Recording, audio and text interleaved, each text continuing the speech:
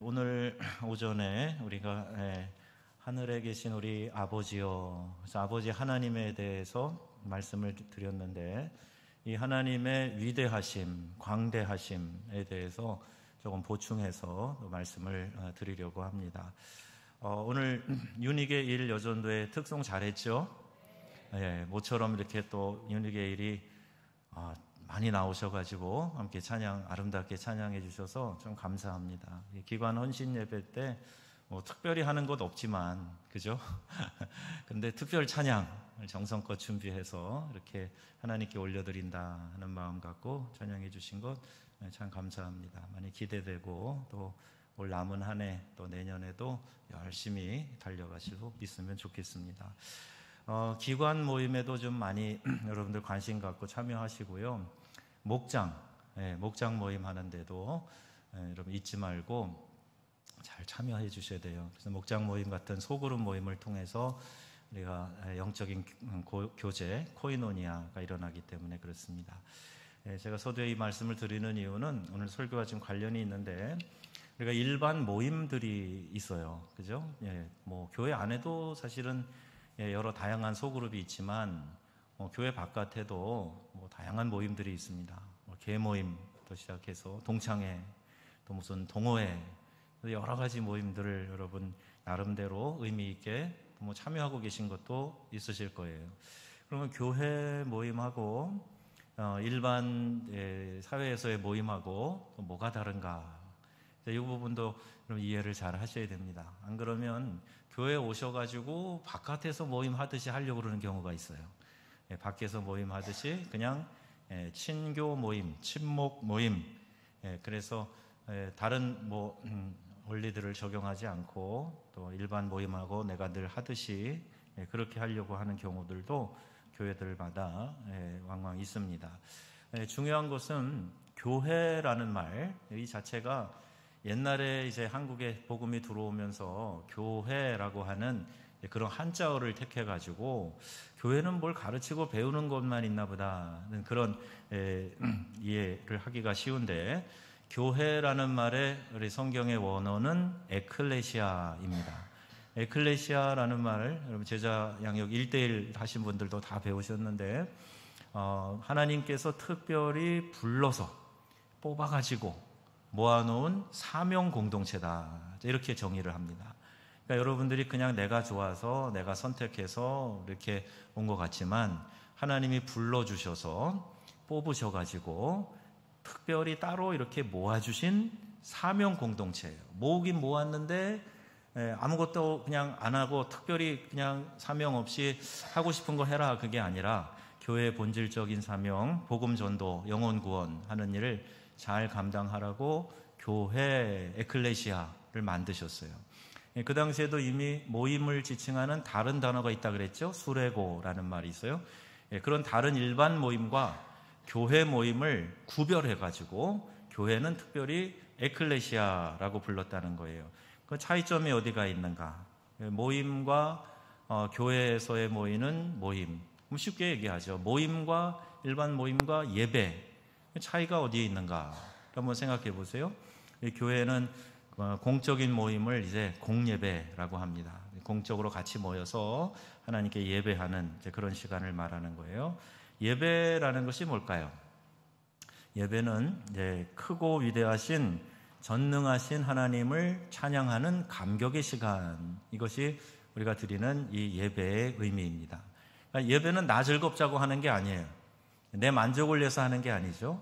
위대하시고 전능하신 하나님, 창조주 되시는 하나님, 그 하나님께 피조물인 내가 하나님의 자녀가 되는 특권을 얻어가지고 그 하나님께 영광을 돌리는 것, 이것을 예배라고 이야기합니다. 그러니까 여러분, 예배는 이 하나님이 부르신 자녀들, 이 믿음의 공동체 외에는 예배를 드릴 수가 없어요. 하나님이 택하시고 부르신 그 부름받은 자녀들이 모여서 하나님께 영광을 돌리는 것이 예배이기 때문에 그렇게 구원받지 못한 백성이, 부름받지 못한 백성이 하나님을 예배할 수가 없는 거죠. 그러니까 예배는 여러분 특권인 줄 아시기 바랍니다. 특권이에요. 하나님께 드릴 수 있는 자격을 얻었으니까 이게 특권이란 말이에요. 그래서 예배를 내 본연의 내 만족을 위해서 하는 게 아니라 어떻게 하면 하나님이 더 기뻐하실까, 좋아하실까, 만족하실까, 그걸 생각하면서 예배를 드리는 거예요. 그래서 다른 사람은 다 흰 티셔츠 입고 있었는데 가운데 한 분은 약간 보니까 백설공주 비슷한 옷을 입고 오셔가지고 찬양을, 컨셉이죠? 일부러 그러신 거죠? 그런 것 같아요. 하나님 보시기에 재미있으셨을 것 같아요. 가운데 하나가 좀 특이하다 이렇게 하나님 보시면서 찬양 소리는 참 좋으네 그렇게 들으셨을 것 같아요. 어떻게 해서든지 하여튼 하나님께 영광을 돌리는 예배가 될 수 있도록 그렇게 우리의 마음을 드리는 거, 이게 예배의 시작입니다. 시편에 보면요, 시편 47편 7절 말씀 같이 보겠습니다. 하나님은, 시편 47편 7절, 하나님은 온 땅의 왕이심이라 지혜의 시로 찬송할지어다. 아멘. 하나님은 온 땅의 왕이시다. 그래서 이걸 만왕의 왕 이렇게 이야기를 하죠. 온 땅의 온 족속들 중에 왕이시다, 창조주이시다, 그 말이죠. 그래서 시편 145편 3절 말씀도 보면요, 여호와는 위대하시니 크게 찬양할 것이라 그의 위대하심을 측량치 못하리로다. 아멘. 하나님의 위대하심을 우리 작은 머리로 다 이해 못합니다. 측량할 수가 없어요. 그 위대하심을 우리가 다 알 수 없어요. 그냥 하나님을 영광스럽게 찬양하는 거, 그게 우리의 기쁨이고 우리가 해야 될 일이죠. 비록 인간인 우리가 하나님을 온전히 이해할 수는 없다고 할지라도 그 하나님의 위대하심에 대한 이해의 폭이 넓어지면 넓어질수록 하나님에 대한 경외심도 커진단 말이에요. 별 볼 일 없는 줄 알았는데 대단한 사람이었어 라고 여러분 누군가를 그렇게 알게 되면 와 하고 보는 눈이 달라지잖아요. 사람에 대해서도 그런데 하물며 우리가 하나님에 대해서 깨닫고 이해하는 그 폭이 커지면 커질수록 하나님에 대해서 더 존경하고 영광을 돌리고 더 사랑하고 또 이렇게 된다는 거예요. 그래서 오늘은요, 이 위대하신 하나님에 대한 것을 아주 조금 이야기를 드리려고 그래요. 먼저 우리가 하나님을 잘 알아야 된다. 성경에도 너희가 여호와를 알라, 힘써 여호와를 알라 말씀하고 있어요. 이 백성이 여호와를 아는 지식이 없어서 망하는도다, 이렇게 이야기합니다. 그러니 여러분, 하나님을 알면 알수록 여러분들에게는 더 깊은 하나님에 대한 사랑과 또 그 경외심, 이것에 우리가 사로잡힐 수가 있는 거예요. 그런 의미에서 우리 명성교회는 좋은 교회인 줄로 믿습니다. 그러니까 여러분들에게 무조건 믿어라가 아니잖아요. 여러 가지 방편으로 지금 여러분들의 교리학습도 하고 있어요.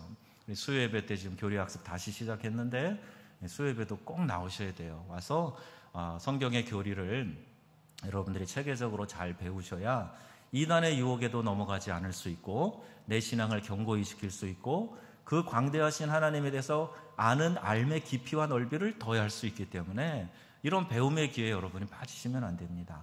하나님을 알아라, 힘써 알아라 그랬는데 성경에도 하나님의 광대하심을 무엇으로 다 표현할 수 있을까? 이렇게 시편 기자를 통해서 또 여러 예언서들을 통해서 말씀하고 있어요.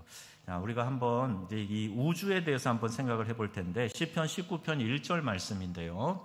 한번 읽어보겠습니다.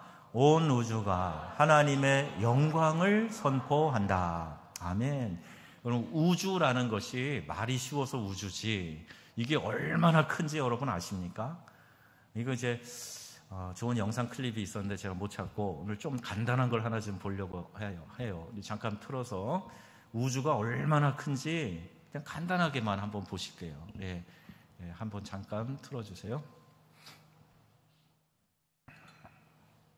이 큰 광대한 우주가 하나님의 영광을 선포한다. 이거 대한민국이죠. 밤에 찍은 대한민국 사진. 밑에 일본이 있고 전체를 보니까 지구네요. 지구별이에요. 그 옆에 태양이 있어요. 소리 안 나옵니까? 은하계가 나오고 태양이 뭐 저무르밖에 안 보이는데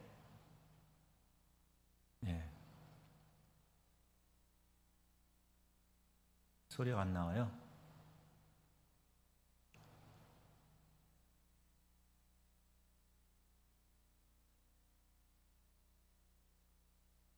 벌써 끝났네요. 저래요.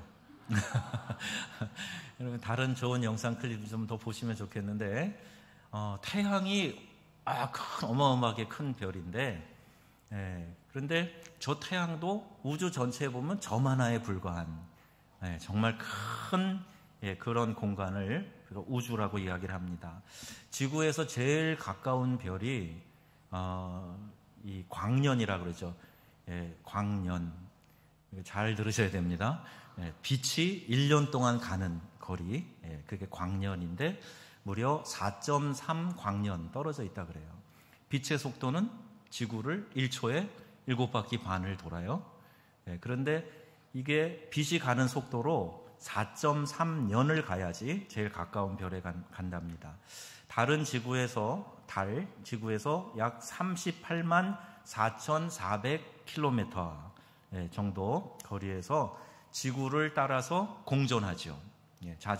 지구를 따라서 달이 따라다니는 거예요. 공전합니다.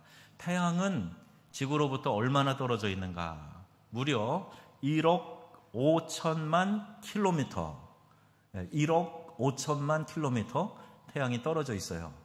너무 먼에 태양시 조금 가까이 그럼 다 타 죽어요. 딱 정확하게 1억 5천만 킬로미터.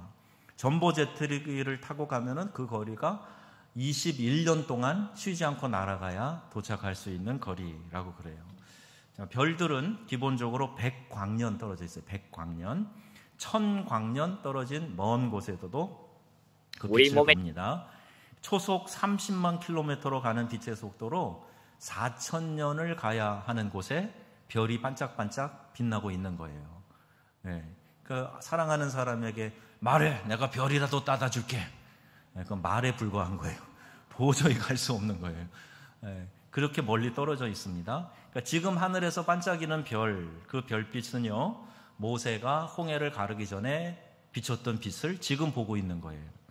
시간을 계산해 보면 그래요. 그래서 중간에 쉬거나 또 속도를 늦추지 않고 대략 10억 800만 킬로미터를 달려와가지고 지구에 도착해서 반짝이고 있는 모습을 보는 겁니다. 그러니까 과학적인 의미로 보면은 지금 빛을 봤다 그래서 그 별이 거기 있는 게 아니고 이미 사라졌을 수도 있다는 얘기예요. 그런 의미. 과학자들은 수십억 개의 은하계가 존재한다. 아까 보니까 태양이 그냥 점으로밖에 보이지 않는 은하계가 있는데 이 은하계가 수십억 개가 존재한다. 각각의 은하계 안에 수십억 개의 별들이 있다 하는 것을 밝히고 있어요. 제가 프랑스에 목회할 때 천체 과학자 젊은 부부가 이 연구원으로 와서 교회에 나온 적이 있는데, 그런 별들을 연구하고 뭐 그런 걸 알면 오히려 하나님을 모를 것도 같은데, 안 믿는다고 할 것 같은데, 의사들이 예수 믿는 분이 많은 것처럼 이분도 별을 연구하다가 오히려 주님 하나님을 알게 되고 믿게 되고, 그래서 젊은 부부가 신앙하는 모습을 봤어요. 저한테 책을 하나 주고 갔는데, 야, 대단하다. 별이, 우주가 이런 거구나. 저도 보면서 그냥 막 무지를 이렇게 한탄한 적이 있는데, 우리의 머리로는요, 상상할 수 없을 만큼 큰 우주를 하나님이 만드셨어요. 그리고 이 우주를 하나님이 한 뼘으로 재실 수 있다, 이렇게 말씀하고 있어요. 그러니까 이 하나님의 크심, 광대하심, 이거는 우리가 말로 다 표현할 수 없습니다. 우리의 상상력을 다 동원해도 상상력조차도 표현할 수 없는 게 그게 하나님의 광대하심이에요. 시편 기자가 이렇게 말합니다. 147편 4절에서 5절까지 말씀이에요. 같이 읽겠습니다. 그가 별들의 수요를 세시고 그것들을 다 이름대로 부르시도다. 우리 주는 위대하시며 능력이 많으시며 그의 지혜가 무궁하시도다. 아멘. 여러분, 이게 그냥 말 표현뿐만이 아니라 정말 이렇다고 믿으십니까? 하나님이 그렇게 광대하시다고 믿으세요? 그 많은 별들의 수요를 다 세시고 아시고 부르시고 창조하신 하나님, 그 지혜가 무궁하도다. 우리는 이성으로 발견한 이 피조의 세계의 광대함에 놀라죠.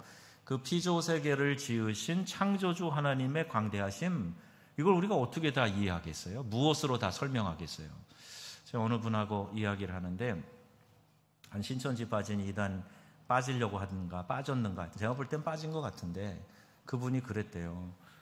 너는 교회를 그렇게 오래 다니면서, 당신은 교회를 그렇게 오래 다니면서 성경도 통달하지 못하느냐고, 성경도 관통하지 못했다고, 뭐 이런 얘기를 했다는 거예요. 그래서 제가 이단들은 다 그래요. 이단들은 자기가 아는, 자기가 믿고 싶은, 주장하는 그 교리를 가지고 몇 가지를 꿰뚫어 가지고 성경을 다 이해한다, 이렇게 이야기를 하는데, 어떻게 이 광대하신 하나님이 주신 말씀을 인간의 작은 머리로 다 이해합니까? 그거 자체가 이상한 거예요. 내가 창조주 하나님을 다 이해하는 피조물이다? 이게 논리적으로 말이 안 되는 이야기를 하고 있는 거예요. 우주의 광대함만 봐도 그렇습니다. 그런데 그 하나님을 인간의 자기의 이성으로, 자신의 경험의 울타리 안에서 하나님은 이런 하나님일 거야 라고 자꾸 제안을 하고 재단을 하는 거예요. 장님이 코끼리 만지면서 벽 같아, 뭐 기둥 같아, 드럼통 같아, 막 이런 식으로 파이프 같아, 이렇게 얘기하는 것처럼 하나님에 대해서 우리가 부분적으로 알 뿐이지 전체를 다 이해할 수는 없어요. 제가 신학을 공부한 시간만 해도요, 기본 13년 했어요. 박사과정 이전에 13년을 했어요. 그런데도 보면은 하나님에 대해서 잘 아느냐, 다 아느냐, 저 그렇게 말 못합니다. 어떻게 다 알 수가 있겠어요? 처음에 1985년에 신학대학에 문을 두드리면서 신입생 오리엔테이션을 하는데, 그 교수님이 나와서 설명하는 거예요. 여러분, 신학이 영어로 뭐라 하는지 아십니까? theology예요. theology. 데오스라고 하는 신, 로직이라고 하는 인간의 이성으로 하는 논리라고 하는, 이게 붙어가지고 theology라는 단어가 됐어요. 그러니까 사람의 이성으로 하나님에 대해서 연구하는 게 신학이란 말이에요. 그러니 여러분, 처음부터 이것은 논리적이지도 않고 과학적이지도 않고, 이것은 처음부터 불가능한 거를 여러분이 공부하겠다고 지금 오신 겁니다. 그런 줄 아세요. 그 얘기예요. 처음에 그 얘기를 들을 때 그렇구나 공감을 했는데, 공부를 하면 할수록 역시 내 작은 머리로 하나님을 이해하는 것은 참 어렵다, 그런 생각이 들어요. 제 책 서재에도 성경 난제 해석이라는 이렇게 두꺼운 책이 있어요. 그걸 본다고 성경을 다 이해하는 줄 아세요? 그것도 아니에요. 끊임없이 우리는, 목사님 왜 이래요? 이건 왜요? 여기 이건 왜 그런 거예요? 물어보면요, 나 몰라요. 그거 어떻게 다 알아요? 그렇게 말할 수밖에 없는 부분도 많이 있다는 거예요. 그런데 성경을 관통했어요? 통달했어요? 이런 어리석은 소리가 어디 있어요? 그 하나님을 알아가는 거죠. 성령의 조명에 따라서 깨달아가는 거예요. 느끼는 거예요. 아, 하나님이 살아계시는구나, 역사하시는구나, 날 사랑하시는구나 하는 것을 깨달아가면서 느끼고 알아가는 거예요. 이것이 우리가 신앙하는 과정이거든요. 여러분, 인간이 얼마나 연약하고 얼마나 죄가 관영하고 있는가. 하나님이 만드신 피조물 가운데 최고의 걸작품을 우리는 인간이라고 알고 있어요. 너무나 뛰어난 나머지 자신이 하나님처럼 되려고 했다가 타락한 존재가 우리 인간이에요. 그래서 죄가 들어온 거죠. 인간만이 아니라 하나님이 위대하게 창조한 창조작품 중에 우리 전전 수요일날 들었죠? 사단이 된 천사장 루시퍼 이야기를 들었어요. 뛰어난 작품인데 하나님처럼 되고자 하는 교만 때문에 그렇게 됐고, 인간도 너가 하나님처럼 눈이 밝아져서 될 거다, 그러니까 선악을 알게 하는 나무의 실과를 먹죠. 그래서 타락한 후에 인간은 사랑을 잃어버렸고, 그 탁월한 능력으로 회개한 생각들을 많이 합니다. 머릿속이 복잡해요. 이기심 때문에 남을 진정으로 이해하지 못하고, 또 하나님과의 진정한 만남이 없는 인간은 그래서 그 마음이 어떤가, 만물보다 부패하고 심히 거짓된 것, 그게 인간의 마음이라고 성경이 이야기하고 있어요. 참 사람들은 희한해요. 자기가 한 일에 대해서는 너무너무 아름답게 포장하고 미화하는데, 똑같은 일을 다른 사람이 하면 그럴 수가 있어? 이렇게 봐요. 이중잣대. 많은 사람이 그래요. 이것이 우리 마음 가운데 있는 부패성에 기인한 겁니다. 인간의 죄성 때문에 그래요. 아름다움이 아닌 죄를 뿜어내본 그런 본성, 이것이 우리 모든 사람에게 다 존재한다는 거예요. 여러분, 이제 우리가 얼마나 하나님이 정교하게 만드셨는가, 사람이 참 위대하다 그럴 때 어떤 의미에서 위대한가, 이걸 한번 볼게요. 우리의 몸이 어떠한가. 인간의 몸에는요, 세포가 있잖아요. 세포가 몇 개 정도 있을 것 같으세요? 세포가 100조 개가 있대요. 100조. 100조 개의 세포가 있대요. 이게 잘 상상이 안 가는데 세포의 종류도 각양각색이고 각각의 독특한 임무를 수행하고 있어요. 암도 세포잖아요. 암세포가 돼갖고 몸에 자리 잡으면 이 중앙 통제의 기능에서 벗어나가지고 따로 놀다가 결국 그 몸을 사망에 이르게 만드는 거 아니겠어요? 암도 세포잖아요. 세포들은 자라고 번식하는데 또 번식하면서 또 죽고 이 과정을 반복합니다. 모든 과정이 정해진 질서에 따라 진행되고 있어요.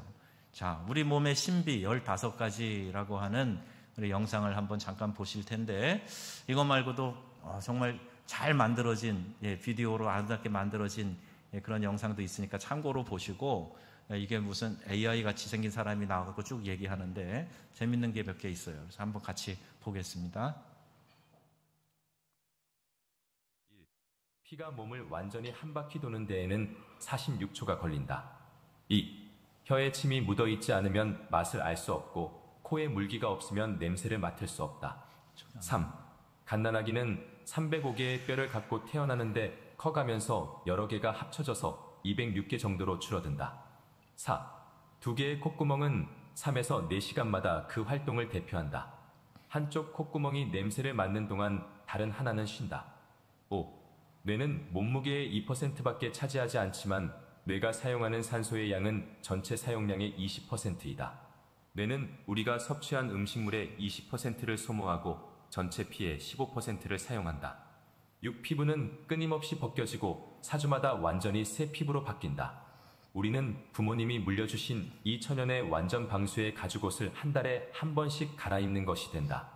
한 사람이 평생 벗어버리는 피부의 무게는 48kg 정도로 1000번 정도를 새로 갈아입는다. 7. 우리의 키는 저녁 때보다 아침 때의 키가 0.8cm 정도 크다. 낮 동안 우리가 서 있거나 앉아 있을 때 척추에 있는 물렁물렁한 디스크 뼈가 몸무게로 인해 납작해지기 때문이다. 밤에는 다시 늘어난다. 8. 우리의 발은 저녁 때 가장 커진다. 온종일 걸어 다니다 보면 모르는 새 발이 붙기 때문이다. 그러므로 신발을 사려면 저녁 때 사는 것이 좋다. 9. 인간의 혈관을 한 줄로 이으면 11만 2,000km로서 지구를 2번 반이나 감을 수 있다. 10. 인간의 뇌는 고통을 느끼지 못한다. 가끔 머리가 아픈 것은 뇌를 싸고 있는 근육에서 오는 것이다. 11. 남자의 몸은 60%가 여자의 몸은 54%가 물로 되었기 때문에 대개 여자가 남자보다 술에 빨리 취한다. 12. 아이들은 깨어 있을 때보다 잘 때 더 많이 자란다. 13. 지문이 같을 가능성은 640억 분의 1이다. 그러므로 이 세상 사람들의 지문은 모두 다르다. 14. 한 단어를 말하는데 650개의 근육 중 72개가 움직여야 한다. 15. 남자는 모든 것의 무게가 여자보다 많이 나가지만 단 하나 예외가 있는데 여자가 지방을 더 많이 가지고 있다. 이것이 여자를 아름답게 만든다. 예, 뭐 단순한 것 같지만 여러분 모르셨던 것도 많이 있죠.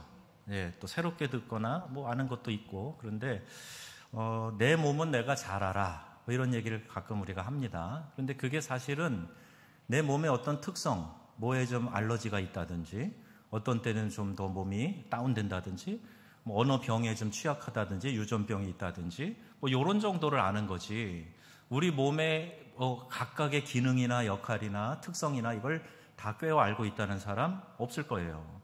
그리고 이 몸이 어떤 메커니즘으로 움직이고 있는가 이 질서를 아는 사람, 그래서 그 질서를 통솔할 수 있는 사람 아무도 없습니다.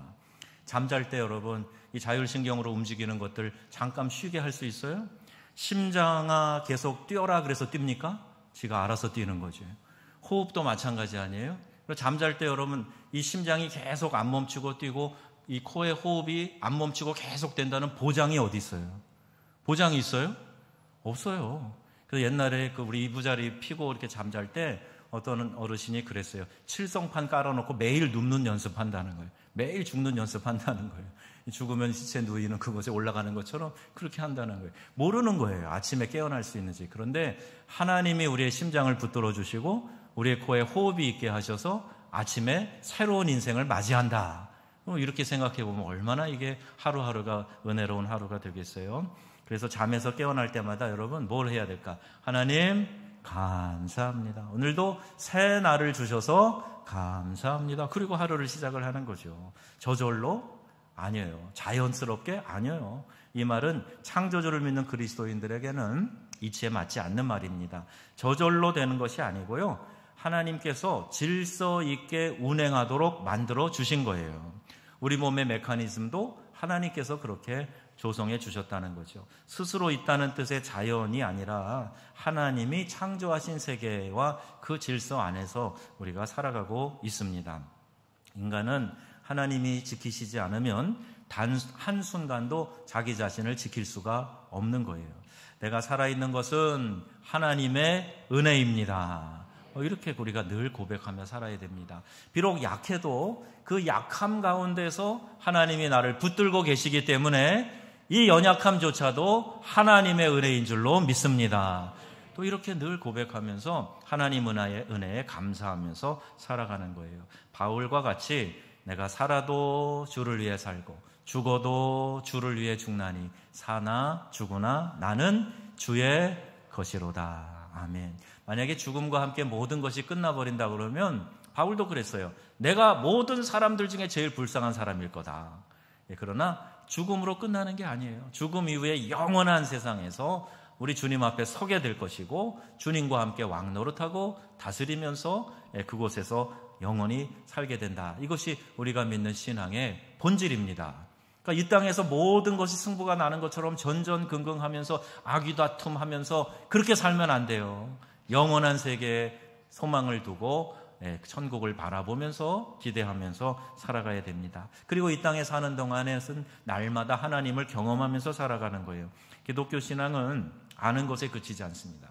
경험이 있어야 돼요. 경험이 반드시 따라야 합니다. 믿는 증거가 나타나야 돼요. 우리 찬송가에 예수 예수 믿는 것은 받은 증거 많도다 하잖아요. 받은 증거 많아야 돼요. 예수 믿으니까 달라지는 게 있어야 되는 거예요. 그리고 어떤 사람이 오늘 장로님 찬양인도 하시다가 얘기 잘하셨네. 교회 안에 예수 안 믿는 사람이 있다 그러니 예수 믿으세요. 우리 같이 찬양 불렀는데 예수 잘 믿으세요. 이게 사실은 우리에게 들어야 될 중요한 메시지 가운데 하나예요. 복음 이야기하는데 진짜 복음대로 살지 않는 사람이 많습니다. 복음은 말로 하라고 주신 것이 아니고 복음의 정신을 실천하면서 살으라고 주신 거예요. 그리스도의 마음으로 따뜻한 사랑으로 형제를 사랑하고 용서하고 화목하고 그리고 그 사랑을 전하고 어둠의 권세, 미움과 시기와 질투와 모든 질서를 파괴하는 악한 영의 권세와 대항해서 이겨낼 수 있는 사랑의 힘으로 살아가라고 복음을 주신 거예요. 복음의 원리도 모르고 정신도 모르고 복음 말만 해가지고 그 복음을 아는 게 아니란 말이에요. 예수 믿는 것도요. 내가 얼마나 오래 교회 다녔어가 아니에요. 교회에서 내가 무슨 직분 받았어 그게 아니에요. 내가 예수 믿는 증거가 얼마나 많이 있느냐 이겁니다. 예수 믿어서 마음 평안하십니까? 예수 믿어서 어려운 일들도 주님 의지하면서 잘 견뎌내십니까? 예수 믿어서 여러분 소망 있는 삶을 살아가고 소망의 말을 하십니까? 이게 다 예수 믿는 증거 아니겠어요? 예수 믿기 때문에 어렵지만 억울하지만 원통할 때에도 그리스도의 사랑을 가지고 소망을 잃어버리지 않고 믿음으로 견디며 실천하며 살아가는 거 이게 예수 믿는 증거 아닙니까?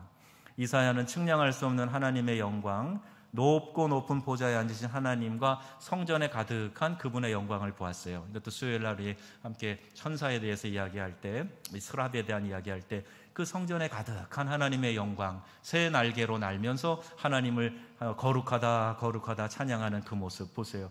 하나님의 그 찬란한 영광 때문에 그곳에 있는 스랍이 얼굴을 가린 채로 외칩니다. 두 날개로 얼굴을 가리고 두 날개로 날면서 그걸 외치는 거예요. 이사야 6장 3절 말씀이에요. 우리 같이 한번 외쳐봅시다.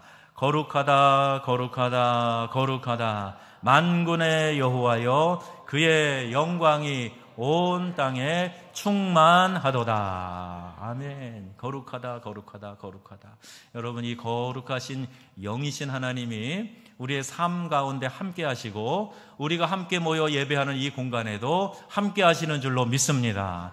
하나님이 말씀하시니 주 성전 안에 계시니 너희는 잠잠할지어다. 말씀처럼 오늘 우리가 하나님 앞에서 예배하고 있는 거예요. 하나님을 믿는 사람들은 그분의 거룩하심을 생각하면서 노래합니다. 이것을 찬양이라고 부르는 거예요. 하나님의 거룩하심을 생각하면서 그분의 영광을 생각하면서 노래하는 거, 이게 찬양입니다. 어느 권사님이 임종할 때요, 이런 간증을 하셨어요. 그 모습을 지켜본 분이 이 간증을 하셨어요. 임종하는데 여러분, 우리가 죽기 전에 영안이 좀 열린다 그래요. 그래서 이렇게 좀 신비한, 평상시 보지 못하는 그런 것들도 좀 보고 그렇게 되는 것 같아요. 그런데 임사 체험하신 분들이 비슷한 경험을 이야기하기는 하는데, 이 권사님은 정말 신실하신 분이에요. 기도 많이 하시고 늘 새벽 제단 쌓으며 다른 사람들을 사랑으로 잘 섬기며 정말 누가 봐도 아름다운 믿음 생활 하시는 분인데, 그래서 그랬는가 하나님께서 그 임종시에 다른 사람과 좀 다른 특별한 경험을 하게 하신 것 같아요. 영안이 열리면서 천국 문이 보이네, 하늘 문이 열리네, 하늘 문이 열리네, 손을 이렇게 휘저으면서 하늘 문이 열리네, 천국 문이 보이네, 그러면서 미소를, 만면의 미소를 이렇게 띄우면서 평안하게 이렇게 숨을 거두시는 그 모습이에요.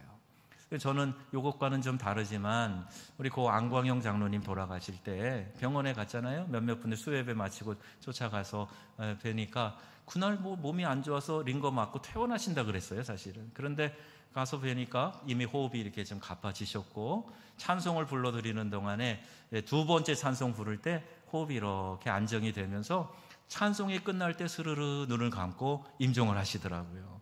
야, 그걸 보면서 그분이 평상시에 난 주말에 죽지 않게 해달라고 기도하고 있어요, 목사님, 그러더라고요. 아, 목사님, 이제 나 천국 갈 때가 다 된 것 같아요, 그러셔요.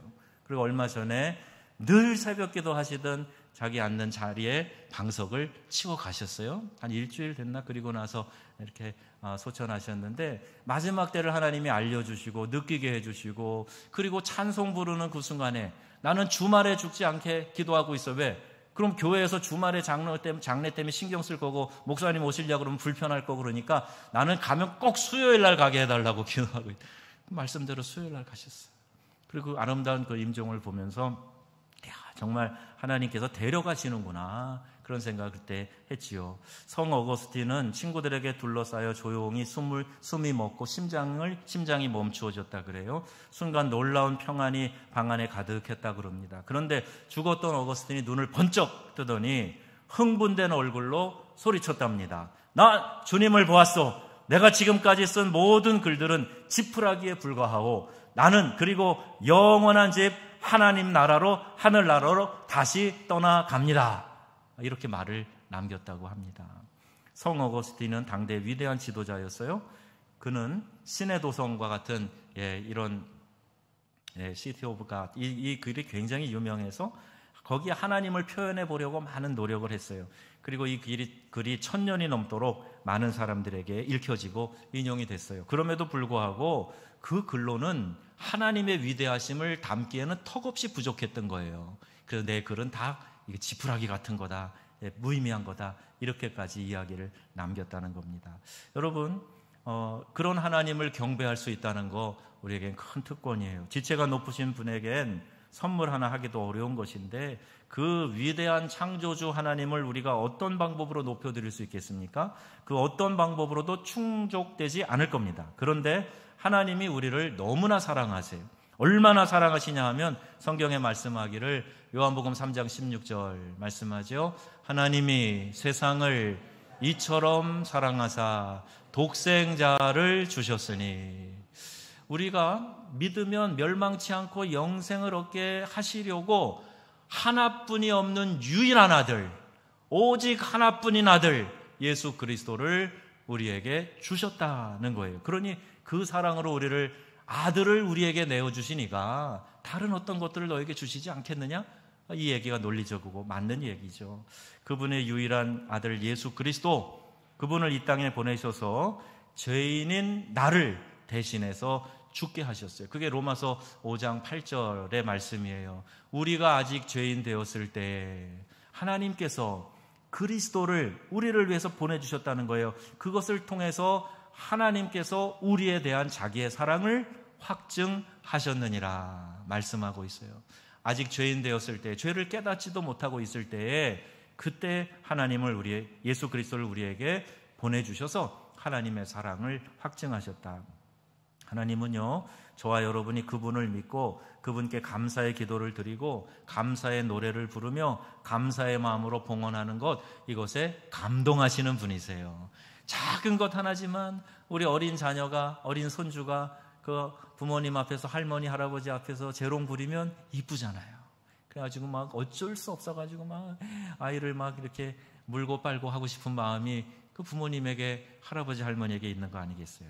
우리가 조그마한 것이라도 하나님께 영광 돌리기 위해서 마음을 그렇게 먹고 하나님이 기뻐하시는 뜻을 위해서 기도하며 노래하며 봉사하며 봉헌하며 살아갈 때 하나님이 그것을 매우 기쁘게 여기신다는 거예요.